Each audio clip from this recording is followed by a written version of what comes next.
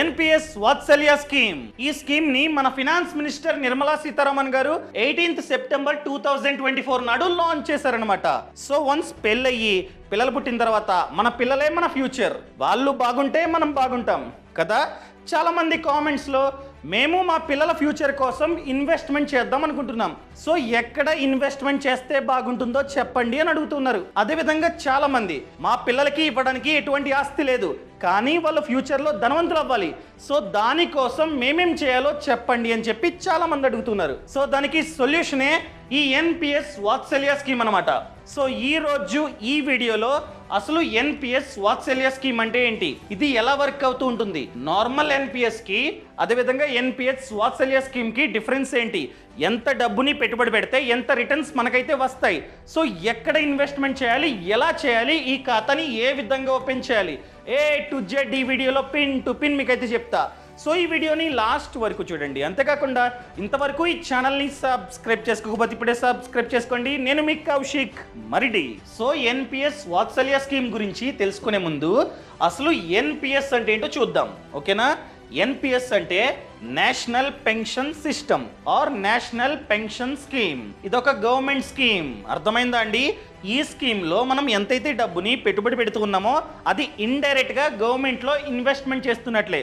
So దీన్ని ప్రభుత్వం 2004లో start చేసింది. సో అప్పట్లో 2004లో చూసుకున్నట్లయితే ఎవరైతే గవర్నమెంట్ ఎంప్లాయీస్ ఉంటారో వాళ్ళకి మాత్రమే ఈ స్కీమ్, ఎవరి పడితే వాళ్ళు ఇన్వెస్ట్మెంట్ చేయడానికి లేదు. అప్పట్లో ఓన్లీ ఫర్ గవర్నమెంట్ ఎంప్లాయీస్, అది కూడా మ్యాండేటరీ. కానీ 2009 నుండి దీన్ని అందరికీ వర్తింపజేశారు. సో గవర్నమెంట్ ఎంప్లాయీస్, మనం ప్రైవేట్ ఎంప్లాయీస్, చిన్న చిన్న వ్యాపారాలు చేసేవాళ్ళు ప్రతి ఒక్కరూ ఈ స్కీమ్లో అయితే ఇన్వెస్ట్మెంట్ చేయడం స్టార్ట్ చేశారు 2009 నుండి. ఇది అందరికీ. సో ఇది ఎలా వర్క్ అవుతూ ఉంటుంది, ముఖ్యంగా ఇది పెన్షన్ స్కీమ్. ప్రెసెంట్ మంచిగా డబ్బుని సంపాదిస్తూ ఉన్నాం, డబ్బు వస్తుంది, తింటూ ఉన్నాం, సరే. కానీ మనం రిటైర్మెంట్ అయిన తర్వాత అనగా మనకి 60 years వచ్చిన తర్వాత వర్క్ చేయలేం, పని చేయలేం. పని చేయకపోతే డబ్బు రాదు. ఎలా మీరు అడగొచ్చు, పిల్లలు చూసుకుంటారు కదా అని చెప్పి. చూసుకోకపోతే అందుకనే మనం ఖచ్చితంగా ఈ స్కీమ్లో పెట్టుబడి పెట్టాలి. ఇది ఎలా వర్క్ అవుతూ ఉంటుందంటే మనకి 60 years వచ్చేంత వరకు ఈ స్కీమ్లో ప్రతి నెల మీ ఇష్టం ఎంత కావాలంటే అంత మీరైతే పెట్టుబడి పెట్టుకోవచ్చు, మంత్లీ ఇంత అని చెప్పి. సో మనకి 60 years వచ్చేంత వరకు మనమైతే పెట్టుబడి పెడుతూ ఉంటాం. ఫర్ ఎగ్జాంపుల్ మీ ఏజ్ 30, ఇప్పుడు ఈ ఖాతాని ఓపెన్ చేశారు అంటే మీకు 60 years వచ్చేంత వరకు మీరైతే ఇన్వెస్ట్మెంట్ చేస్తూ ఉంటారు. అంటే 10 30 years, అర్థమైందా అండి. 30 years పాటు మీరైతే పెట్టుబడి పెడుతూ ఉంటారు. మీరు కావాలంటే మంత్లీ పెట్టుకోవచ్చు, ఇయర్లీ పెట్టుకోవచ్చు, సంవత్సరానికి ఇంత అని చెప్పి. లేదా ప్రతి మంత్ నేను ఒక 5,000 లేదా 10,000 ఇన్వెస్ట్మెంట్ చేసుకుంటా అన్నా కూడా చేసుకోవచ్చు అంటిల్ మీకు 60 years వచ్చేంత వరకు. సో మీకు 60 years వచ్చిన తర్వాత ఎంతైతే అసలు ప్లస్ వడ్డీ ఎంతైతే ఉందో దాన్ని కార్పస్ అంటాం, అర్థమైందా అండి. దాన్ని కార్పస్ అంటాం. సో ఎంతైతే అసలు ప్లస్ వడ్డీ ఉందో దాంట్లో 60% మీకైతే లంసమ్గా ఇచ్చేస్తారు. ఫర్ ఎగ్జాంపుల్ ₹1,00,00,000 కార్పస్ అన్నది జనరేట్ అయింది. ₹1,00,00,000 60 లక్షలు మీకైతే ఒకేసారి ఇచ్చేస్తారు. మీకు 60 years రాగానే రిమైనింగ్ 40%, ఇదిగోండి 40 యాన్యుటీ అంటే రిమైనింగ్ 40 lakhs యాన్యుటీ అనమాట. ఆటోమేటిక్గా యాన్యుటీలోకి కన్వర్ట్ అయిపోతుంది. సో ఈ 40 lakhs జీరో అయ్యేంత వరకు ప్రతి మంత్ పెన్షన్ మీ బ్యాంక్ అకౌంట్లో పడుతూ ఉంటుంది, అర్థమైందా అండి. ఈ డబ్బు జీరో అయ్యేంత వరకు ఫిక్స్డ్ పెన్షన్ ప్రతి మంత్ ఆటోమేటిక్గా మీ బ్యాంక్ అకౌంట్లో పడుతూ ఉంటుంది. సో ఎన్పిఎస్ అనేది ఈ విధంగా వర్క్ అవుతుంటుంది. సో దీన్ని రెగ్యులేట్ చేసేది PFRDA, అర్థమైందా అండి. అండ్ కండిషన్, ఎన్పిఎస్ ఖాతాని మీరు కనుక ఓపెన్ చేయాలంటే, నార్మల్ ఎన్పిఎస్ ఖాతాని మీరు కనుక ఓపెన్ చేయాలంటే మీ ఏజ్ 18 కంటే ఎక్కువ ఉండాలి. ఇది మెయిన్ కండిషన్, అర్థమైందా అండి. సో మైనర్స్కి ఎటువంటి ఆప్షన్ లేదు. కానీ సెప్టెంబర్ 18th నుండి మైనర్స్ కూడా ఆప్షన్ ఉంది. ఇదిగోండి సెప్టెంబర్ 18th నుండి మైనర్స్కి కూడా ఆప్షన్ ఉంది. అదే ఎన్పిఎస్ వాత్సల్య స్కీమ్. సో ఎవరి ఏజ్ అయితే 18 కంటే తక్కువ ఉంటుందో వాళ్ళందరికీ ఈ NPS Vatsalya scheme. For example మీకు పెళ్ళయింది, పిల్లలు పుట్టారు, వాళ్ళ పేరు మీద మీరు ఎన్పిఎస్ ఖాతాని ఓపెన్ చేసుకోవచ్చు. నార్మల్ ఎన్పిఎస్ కాదు, ఎన్పిఎస్ వాత్సల్య స్కీమ్ ని మీరైతే స్టార్ట్ చేసుకోవచ్చు. సో 18 కంటే ఎక్కువ ఉంటే నార్మల్ ఎన్పిఎస్, అదే 18 కంటే ఏజ్ తక్కువ ఉంటే ఎన్పిఎస్ వాత్సల్య స్కీమ్. రెండు ఆల్మోస్ట్ సేమ్, అర్థమవుతుందండి. రెండు ఆల్మోస్ట్ సేమ్ చెప్పాను కదా. 18+ అయితే ఇది, మైనర్స్ అయితే ఇదనమాట NPS Vatsalya scheme. For example, మీకు పెళ్ళయింది, పాపో బాబో పుట్టాడు, ఏజ్ 0, ఇంకా ఫస్ట్ ఇయర్ బర్త్డే కూడా కాలే. సో ఆధార్ కార్డు వచ్చింది, పేరు అన్నీ పెట్టేశారు. సో మీరు ఓపెన్ చేశారు, బ్యాంక్ వెళ్ళి పోస్ట్ ఆఫీస్కి వెళ్ళి మీరైతే ఈ ఖాతాని ఓపెన్ చేసుకోవచ్చు. ఓపెన్ చేశారు. సో ఎంతవరకు ఆ అకౌంట్ రన్ అవుతూ ఉంటుంది చెప్పాను కదా, 60. మీ బాబు ఏజ్ జస్ట్ 0, కానీ తను కావాలంటే 60 ఇయర్స్ వరకు ఇన్వెస్ట్మెంట్ చేసుకోవచ్చు. 60 ఇయర్స్. ఇక్కడ ఫండ్ మేనేజర్ ఉంటాడు. మ్యూచువల్ ఫండ్స్ ఏ విధంగా వర్క్ అవుతూ ఉంటాయో ఇది కూడా సేమ్. సో ఈక్విటీలో మన డబ్బు అన్నది రీఇన్వెస్ట్మెంట్ అవుతుంది. నార్మల్గా ఒక 20 ఇయర్స్కే మనం కనుక ఈక్విటీలో ఇన్వెస్ట్మెంట్ చేస్తే ఆపకుండా కోట్లు మనకైతే వస్తాయి. అదే 60 ఇయర్స్ పాటు ఈక్విటీలో మన డబ్బు ఇన్వెస్ట్మెంట్ అయితే ఎన్ని కోట్లు వస్తాయి? ఎగ్జాంపుల్గా చాలా తక్కువ అనుకుందాం, మంత్లీ 5,000 ఇన్వెస్ట్మెంట్ చేసిన 60 ఇయర్స్ పాటు మనకి దాదాపుగా 20 కోట్లు వస్తాయి. అదే మ్యాజిక్, అదే ఈ స్కీమ్ అనమాట. సో తనకి 18 ఇయర్స్, మీ పాపకో బాబుకో 18 ఇయర్స్ వచ్చేంత వరకు మీరు ఇన్వెస్ట్మెంట్ చేస్తూ ఉంటారు. ఇన్ఫ్యాక్ట్ చెప్పాలంటే తను సంపాదన స్టార్ట్ చేసేంత వరకు మీరు ఇన్వెస్ట్మెంట్ చేస్తూ ఉంటారు. ఎప్పుడైతే తనకి 18 ఇయర్స్ వస్తాయో అప్పుడు వితిన్ 3 మంత్స్లో, 18 ఇయర్స్ వచ్చిన వితిన్ 3 మంత్స్లో మీరైతే బ్యాంకుకి ఎక్కడైతే ఈ ఖాతాని ఓపెన్ చేశారో అక్కడికి పంపి కేవైసీ ప్రాసెస్ని కంప్లీట్ చేయమని చెప్పాలి. సో తను కేవైసీ ప్రాసెస్ని కంప్లీట్ చేస్తే అది ఎన్పిఎస్ వాత్సల్య ఖాతా నుండి ఎన్పిఎస్ ఖాతాకి కన్వర్ట్ అవుతుంది. అర్థమైందండి? అలా కన్వర్ట్ చేసుకోవాలి. 18 ఇయర్స్ వచ్చేంత వరకు మాత్రమే ఎన్పిఎస్ వాత్సల్య. 18 ఇయర్స్ తర్వాత కావాలంటే మీ పిల్లలు క్లోజ్ చేసుకోవచ్చు లేదా కన్వర్ట్ చేసుకోవచ్చు. 2 ఆప్షన్లు ఉన్నాయి. ఇక్కడతో 18 ఇయర్స్ రాగానే ఇది కంప్లీట్ అనమాట. సో మీరేం చేస్తారు, తను సంపాదన స్టార్ట్ చేసేంత వరకు 18 ఇయర్స్ రాగానే కన్వర్ట్ చేయండి. కన్వర్ట్ చేసిన తర్వాత తన సంపాదన స్టార్ట్ చేసేంత వరకు ఎంతైతే స్టార్టింగ్ నుండి ఇన్వెస్ట్మెంట్ చేస్తున్నారో చేస్తూ ఉండండి. సో తనకి 60 ఇయర్స్ రాగానే మ్యాజిక్ చూస్తాడు. కోట్ల రూపాయలు మీ బాబు లేదా పాప చేతిలో ఉంటాయి వాళ్ళకి 60 ఇయర్స్ రాగానే. అర్థమైందా అండి? ఇది ఈ విధంగా వర్క్ అవుతుంటుంది. సరే, మేము ఖాతాని ఓపెన్ చేస్తాం. ఎంత ఇన్వెస్ట్మెంట్ చేయాలి? మినిమం సంవత్సరానికి 1000 అంతే. ఎన్నిసార్లు కావాలంటే అన్నిసార్లు మీరైతే మీకు నచ్చిన అమౌంట్ని ఇన్వెస్ట్మెంట్ చేసుకుంటూ ఉండొచ్చు. సంవత్సరానికి మినిమం 1000, మ్యాక్స్ వచ్చేసి ఎటువంటి లిమిటు లేదనమాట. ఎన్నిసార్లు కావాలంటే ఎన్నిసార్లు, ఎంత డబ్బు కావాలంటే అంత డబ్బు మీరైతే ఎన్పిఎస్ ఖాతాలో ఇన్వెస్ట్మెంట్ చేసుకోవచ్చు. మీరు అడగొచ్చు, ఎక్కడ ఈ ఖాతాని ఓపెన్ చేయాలి?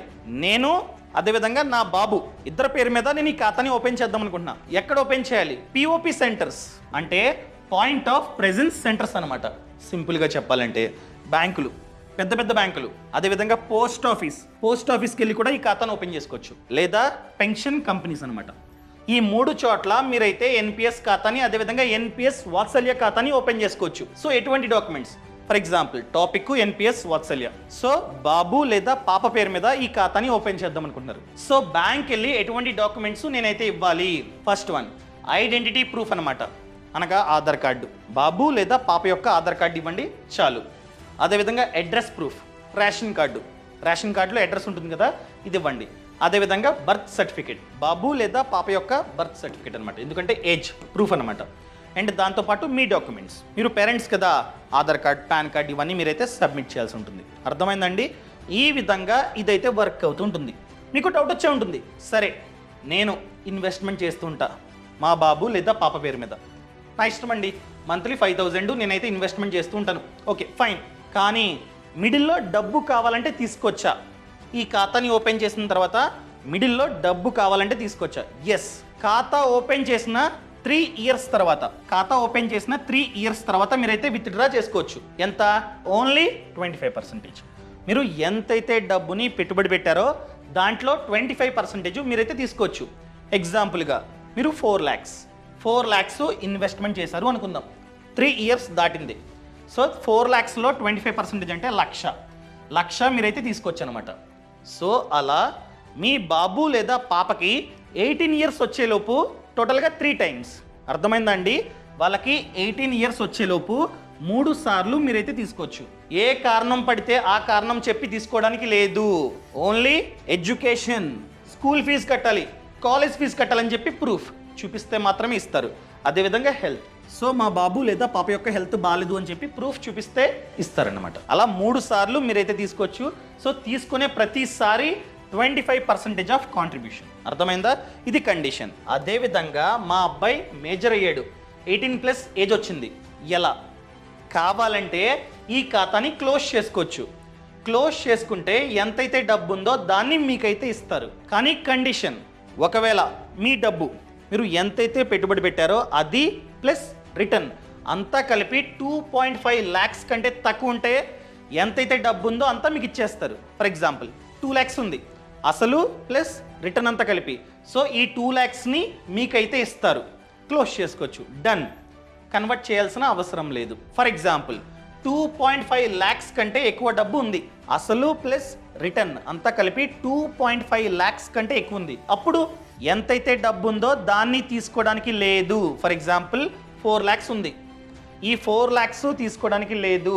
ఈ 4 lakhsలో ఓన్లీ 20% మాత్రమే మీకు ఇస్తారు. అర్థమైందా? 4 lakhsలో 20% అంటే 80,000 మాత్రమే మీకు ఇస్తారు. రిమైనింగ్ డబ్బు 3,20,000. ఇది యాన్యుటీగా మారిపోతుంది. అంటే ఏంటి? ఈ డబ్బుని వాళ్ళు ఇన్వెస్ట్మెంట్ చేస్తారు, మీ బదులు ఇన్వెస్ట్మెంట్ చేస్తారు. ఎన్పిఎస్ వాళ్ళు ఇన్వెస్ట్మెంట్ చేసి ఎప్పుడైతే మీకు 60 years వస్తాయో అప్పుడు పెన్షన్ రూపంలో ఈ డబ్బు 0 అయ్యేంత వరకు మంత్లీ ఇంత అని చెప్పి మీ బ్యాంక్ అకౌంట్లో వేస్తూ ఉంటారు. అర్థమైందా అండి? సో మీరు క్లోజ్ చేద్దాం అనుకున్నారు, కానీ మీ కార్పస్ 2.5 lakhs కంటే ఎక్కువ ఉంది. ఎగ్జాంపుల్గా 4 lakhs ఉంది. సో 2.5 lakhs కంటే ఎక్కువ ఉంటే 20% మీకు ఇస్తారు. Remaining 80% annuity. ఎగ్జాంపుల్గా 4 lakhs అనుకున్నట్లయితే 20% అంటే 80,000. సో 80,000 మీకు ఇస్తారు, ఈ ఖాతాని క్లోజ్ చేస్తారు. కానీ రిమైనింగ్ 3,20,000 80% ఆఫ్ ద అమౌంట్ ఏమవుతుందంటే యాన్యుటీగా మారిపోతుంది. సో మీకు 60 years వచ్చేంత వరకు ఈ డబ్బు గ్రో అవుతూ ఉంటుంది. 60 years వచ్చిన తర్వాత ఎంతైతే అసలు ప్లస్ వడ్డీ ఉంటుందో అప్పటికి ఎంతైతే అసలు ప్లస్ వడ్డీ ఉంటుందో దాంట్లో కాస్ట్ అమౌంట్ మంత్లీ పెన్షన్ రూపంలో మీ బ్యాంక్ అకౌంట్లో వేస్తూ ఉంటారనమాట. సో ఇలా మీరైతే క్లోజ్ చేసుకోవచ్చు. సో మీకు 60 ఏజ్ వచ్చేంత వరకు ఇన్వెస్ట్మెంట్ చేయాల్సిన అవసరం లేదు, ఎందుకంటే మీరు క్లోజ్ చేస్తున్నారు. అండ్ రెండో ఆప్షన్ కన్వర్ట్. నార్మల్ ఎన్పిఎస్లోకి మీరైతే మార్చుకోవచ్చు. చెప్పాను కదా ఎలా మార్చుకోవాలో, కేవైసీ అంతా కంప్లీట్ చేసి మీరైతే మార్చుకోవచ్చు అనమాట. ఇదే కండిషన్. అర్థమైందా అండి? ఇక్కడ మైనస్ ఏంటంటే, ఫర్ ఎగ్జాంపుల్ ఫ్యూచర్లో డబ్బు కావాలి, ఎడ్యుకేషన్ కోసం డబ్బు కావాలంటే ఓన్లీ 25% ఆఫ్ కాంట్రిబ్యూషన్ మాత్రమే ఇస్తారనమాట. ఇది పెద్ద మైనస్, చాలా పెద్ద మైనస్. కానీ మీరు కనుక ఈ డబ్బుని విత్డ్రా చేయకుండా మీరు కన్వర్ట్ చేసుకొని నార్మల్ ఎన్పిఎస్లోకి మార్చుకొని ఇన్వెస్ట్మెంట్ చేస్తూ ఉన్నట్లయితే, మీ బాబుకి జాబ్ వచ్చేంత వరకు ఇన్వెస్ట్ చేశారు. మీరు చెప్పండి బాబుకి, అరే బాబు అస్సలు మర్చిపోకు, ప్రతి మంత్ ఇంత డబ్బు నువ్వైతే ఇన్వెస్ట్మెంట్ చేయాలి అని చెప్తే వాడు చేస్తాడు. సో వాడికి 60 years రాగానే ఎంత డబ్బు అంటే అంత డబ్బు అనమాట. ఒక చిన్న ఎగ్జాంపుల్ మీకైతే చూపిస్తా. సో మీకు బాబు ఏజ్ జస్ట్ 6 months ఈ ఖాతాని ఓపెన్ చేశారు. సో వాడికి 60 years వచ్చేంత వరకు ఇన్వెస్ట్మెంట్ చేస్తూనే ఉన్నారు. ఒక 26 ఏజ్ వరకు మీరు చేశారు, మంత్లీ 5,000. సో 26 తర్వాత నుండి వాడు కూడా మంత్లీ 5,000 ఇన్వెస్ట్మెంట్ చేసుకుంటూ వచ్చాడు. ఇలా 60 years పాటు ఒక్క మంత్ కూడా మీరు మిస్ చేయకుండా ఇన్వెస్ట్మెంట్ చేస్తూనే ఉన్నారు. అండ్ రిటర్న్ జస్ట్ 10 వేసుకున్నా కూడా వాడికి 60 years వచ్చేసరికి కార్పస్ అన్నది 19 కోట్లు. ఇంత కార్పస్ అన్నది జనరేట్ అవుతుంది. ఆల్రెడీ చెప్పా. సో కార్పస్ జనరేట్ అయిన తర్వాత 60 years వచ్చిన తర్వాత మనకి 60% లంసమ్గా ఇచ్చేస్తారు. సో 19th yearలో 60% అంటే 11.4 crore. ఇంత డబ్బు ఒకేసారి ఇస్తారు మీ కొడుక్కి. అండ్ ఇంత డబ్బు యాన్యుటీ ప్రీ ఇన్వెస్ట్మెంట్ అవుతుంది. సో ఇన్వెస్ట్మెంట్ అయ్యి ప్రతి మంత్ పెన్షన్ ఎంత పడుతుంది? ఎంత అంటే 8 లక్షలు. మీ కొడుకు రిటైర్మెంట్ అయిన తర్వాత 8 లక్షలు వాడి బ్యాంక్ అకౌంట్లో ప్రతి మంత్ పడుతూ ఉంటుంది. అలా 25 years పాటు పడుతూ ఉంటుంది అనమాట. అర్థమైందా? ఇలా ఈ స్కీము వర్క్ అవుతూ ఉంటుంది. మీరు అడగొచ్చు ఏ విధంగా అప్లై చేయాలి? చెప్పాను కదా, బ్యాంక్ వెళ్ళి డాక్యుమెంట్స్ అన్ని సబ్మిట్ చేసి మీరైతే ఖాతాని ఓపెన్ చేసుకోవచ్చు. లేదా ఆన్లైన్ సింపుల్గా గూగుల్ ఓపెన్ చేసి ఎన్పిఎస్ వాత్సల్య అని చెప్పి కొట్టండి. ఓకేనా? కొట్టిన తర్వాత ఫస్ట్ వెబ్సైట్ ఇది క్లిక్ చేయండి. క్లిక్ చేశారు. ఇదిగోండి ఇక్కడ క్యామ్స్ అని ఉందా, మీ ఇష్టం. ఈ 3 చోట్ల మీరైతే ఓపెన్ చేసుకోవచ్చు. నన్ను అడిగితే ఏదో ఒకటి, ఫర్ ఎగ్జాంపుల్ ఇది క్లిక్ చేయండి. క్లిక్ చేసి సో మీరు రిజిస్టర్ అవ్వాలి. Date of birth, name, pan number, email ID, mobile number, ఇలా ప్రాసెస్ ఉంటుంది చిన్నది. ఒక 5 మినిట్స్లో అయిపోతుంది అనమాట. సో ఈ ప్రాసెస్ని మీరైతే కంప్లీట్ చేయాలి. ఇలా మీరు ఖాతాని ఓపెన్ చేసుకోవచ్చు. లేదా ఎందుకండి మాకు ఇవన్నీ, బ్యాంక్ వెళ్తాం అనుకున్నట్లయితే సింపుల్గా బ్యాంక్ వెళ్ళండి. సో బ్యాంక్ వెళ్ళిన తర్వాత మీకు ఒక అప్లికేషన్ ఫామ్ ఇస్తారు. అంతెందుకు, ఇక్కడ కూడా మీరు ప్రాసెస్ అంతా కంప్లీట్ చేసిన తర్వాత ఇక్కడ కూడా అప్లికేషన్ ఫామ్ అన్నది ఓపెన్ అవుతుంది. ఇక్కడ మీరు టైప్ చేయాలి, అక్కడ ఎంటర్ చేయాలన్నమాట. సో ఇలా ఎంటర్ చేస్తున్న టైంలో మీరు పెన్షన్ ఫండ్ కంపెనీని చూస్ చేసుకోవాలి. ఏంటిది, ఇదిగోండి ఇవి పెన్షన్ ఫండ్ కంపెనీస్. మీరైతే టిక్ పెట్టాలి. వీటిలో ఏది కావాలో వీళ్ళు ఏం చేస్తారంటే, ఫర్ ఎగ్జాంపుల్ నేను ఎస్బీఐ పెన్షన్ ఫండ్ దీన్ని టిక్ పెట్టా. సో నేను ఎంతైతే ఎన్పిఎస్లో ప్రతి మంత్ పెట్టుబడి పెడుతూ ఉన్నానో ఆ డబ్బు వీళ్ళకి వెళ్తుంది. వీళ్ళు రీఇన్వెస్ట్మెంట్ చేస్తారు, మళ్ళీ పెట్టుబడి పెడతారు. ఎక్కడ, equity, corporate bonds, government bonds, ఇలా మన డబ్బుని రీఇన్వెస్ట్మెంట్ చేస్తారనమాట. సో ఇలాగా ఈక్విటీలో అక్కడ ఇక్కడ పెట్టడం వలన 10%, 12, 13, 14 ఈ విధంగా రిటర్న్స్ అనేవి జనరేట్ అవుతూ ఉంటాయి. సింపుల్గా చెప్పాలంటే వీళ్ళు ఫండ్ మేనేజర్స్, వీళ్ళు మన డబ్బుని మేనేజ్ చేస్తూ ఉంటారనమాట. సో ఈ కంపెనీస్లో మీకు నచ్చిన కంపెనీని మీరైతే చూస్ చేసుకోవాలి. అదేంటి, వీళ్ళ యొక్క పర్ఫార్మెన్స్ ఎలా ఉందని చూస్ చేసుకోవాలి. ఎవరు ఎక్కువ పర్సంటేజ్ ఆఫ్ రిటర్న్ని జనరేట్ చేస్తున్నారు, సింపుల్ అండి. ఇదిగోండి ఇక్కడ చూడండి, ఇక్కడే క్లియర్గా ఉంది. క్లిక్. లాస్ట్ 5 ఇయర్స్గా చూసుకున్నట్లయితే ఈ కంపెనీ ఉంది ఎక్కువ, 21.03 హైయెస్ట్ ఇదే కదా. ఇదే ఏం కంపెనీ, యూటీఐ పిఎఫ్ అనగా యూటీఐ. ఇది ఎక్కడుంది, ఇదిగోండి ఇది. ఈ పెన్షన్ ఫండ్ కంపెనీ ఎక్కువ రిటర్న్స్ని జనరేట్ చేసిందంట. అర్థమైందా, క్లియర్గా ఉందా. అదేవిధంగా లాస్ట్ 10 ఇయర్స్గా చూద్దాం. లాస్ట్ 10 ఇయర్స్గా చూసుకున్నట్లయితే ఏది, 14.69 ఇదే ఈ కంపెనీ యూటీఐ. సో యూటీఐ మంచిగా రిటర్న్స్ని జనరేట్ చేస్తుంది. ఈ కంపెనీ రిటర్న్స్ని జనరేట్ చేస్తుంది. సో కావాలంటే ఈ కంపెనీని మీరైతే చూస్ చేసుకోవచ్చు అనమాట. సో రిటర్న్స్ని కూడా మీరైతే చెక్ చేసుకోవచ్చు. అర్థమైందా అండి. సో పెన్షన్ ఫండ్ కంపెనీని చూస్ చేసుకున్న తర్వాత మీకు 2 ఆప్షన్లు వస్తాయి. ఒకటి యాక్టివ్, ఇంకొకటి ఆటో. ఆల్రెడీ చెప్పా, వీళ్ళు మన డబ్బుని రీఇన్వెస్ట్మెంట్ చేస్తారు. స్టాక్ మార్కెట్లో అనగా ఈక్విటీలో, గవర్నమెంట్ బాండ్స్లో, కార్పొరేట్ బాండ్స్లో ఈ విధంగా పెట్టుబడి పెడుతూ ఉంటారు. సో దాన్ని కూడా మనమే చెప్పాలి. ఈక్విటీలో ఎంత డబ్బుని పెట్టాలి, గవర్నమెంట్ బాండ్స్లో ఎంత డబ్బుని పెట్టాలి, కార్పొరేట్ బాండ్స్లో ఎంత డబ్బుని పెట్టాలి, మనమే చెప్పాలి వాళ్ళకి. సో ఓపెనింగ్ ఫామ్లో 2 ఆప్షన్లు ఉంటాయి. ఒకటి యాక్టివ్, ఇంకొకటి ఆటో. మనం కనుక యాక్టివ్ని చూస్ చేసుకున్నట్లయితే మన ఇష్టం. ఈక్విటీలో ఎంత పెట్టాలి, కార్పొరేట్ బాండ్స్లో ఎంత పెట్టాలి, గవర్నమెంట్ బాండ్స్లో ఎంత పెట్టాలో మన ఇష్టం అనమాట. సో ఈ విధంగా చూపిస్తూ ఉంటుంది యాక్టివ్, ఇంకొకటి ఆటో. ఫర్ ఎగ్జాంపుల్ యాక్టివ్ని మీరు చూస్ చేసుకున్నారు. ఇక్కడ మీకు 4 ఆప్షన్లు ఉంటాయి. ఎసెట్ క్లాస్ ఈ అంటే ఎక్కువ డబ్బుని, ఒకవేళ మీరు కనుక ఎసెట్ క్లాస్ ఈని చూస్ చేసుకుంటే ఫండ్ మేనేజర్ ఎక్కువ డబ్బుని ఈక్విటీలో పెడతాడు. సో ఎక్కువ రిటర్న్స్ మనకైతే వస్తాయి. సో ఎంతవరకు పెడతాడు, అప్ టు 75%. అర్థమైందా అండి. ప్రతి మంత్ మనం ఎంతైతే డబ్బుని ఇన్వెస్ట్మెంట్ చేస్తున్నామో దాంట్లో 75% వరకు ఈక్విటీలోనే పెడతాడు, ఎక్కువ రిటర్న్స్ వస్తాయి. అదే మీరు కనుక ఎసెట్ క్లాస్ సిని చూస్ చేసుకుంటే, సి అంటే ఏంటి, కార్పొరేట్ బాండ్స్. దీన్ని చూస్ చేసుకుంటే ఫండ్ మేనేజర్ ఇష్టం, 100% వరకు కార్పొరేట్ బాండ్స్లోనే పెడతాడు. సో రిటర్న్స్ కాస్త తక్కువ వస్తాయి. అదే ఎసెట్ క్లాస్ జీని చూస్ చేసుకుంటే, జీ అంటే గవర్నమెంట్ సెక్యూరిటీస్, అప్ టు 100 వరకు ఫండ్ మేనేజర్ పెడతాడు. అదే ఎసెట్ క్లాస్ ఏ అంటే ఆల్టర్నేటివ్ ఇన్వెస్ట్మెంట్ ఫండ్స్ అనమాట. సో వాటిల్లో పెడతాడు అప్ టు 5%. రిమైనింగ్ డబ్బు అంతా వీటిలో పెడతాడు అనమాట. ఎసెట్ క్లాస్ ఈ, సి, చి వీటిలో పెట్టుబడి పెడుతూ ఉంటాడు. సో మీకు ఎక్కువ రిటర్న్స్ కావాలంటే నన్ను అడిగినట్లయితే, పిల్లల పేరు మీద ఓపెన్ చేస్తున్నారు కాబట్టి ఎసెట్ క్లాస్ ఈని చూస్ చేసుకోండి. అదే మీరు కనుక ఆటోని చూస్ చేసుకుంటే ఏజ్ను బట్టి పెట్టుబడి పెడుతూ ఉంటాడు. మళ్ళీ ఆటోలో 3 టైప్స్ ఉంటాయి అనమాట. ఆ 3 టైప్స్ ఏంటి, ఇదిగోండి. ఒకటి అగ్రెసివ్, అంటే ఎక్కువ డబ్బుని ఈక్విటీలో పెడతాడు, అగ్రెసివ్ని చూస్ చేసుకుంటే. అదే మోడరేటివ్, కన్జర్వేటివ్. నన్ను అడిగినట్లయితే ఒకవేళ బై ఎనీ ఛాన్స్ మీరు కనుక ఈ ఆటోని చూస్ చేసుకున్నా కూడా అగ్రెసివ్లో పెట్టండి. సో అగ్రెసివ్లో పెడితే ఏమవుతుందంటే ఏజ్ బట్టి మారుతూ ఉంటుందన్నమాట. ఫర్ ఎగ్జాంపుల్ ఒక 25 అనుకుందాం, జస్ట్ ఎగ్జాంపుల్కి. ఓకేనా, 25 అనుకుందాం.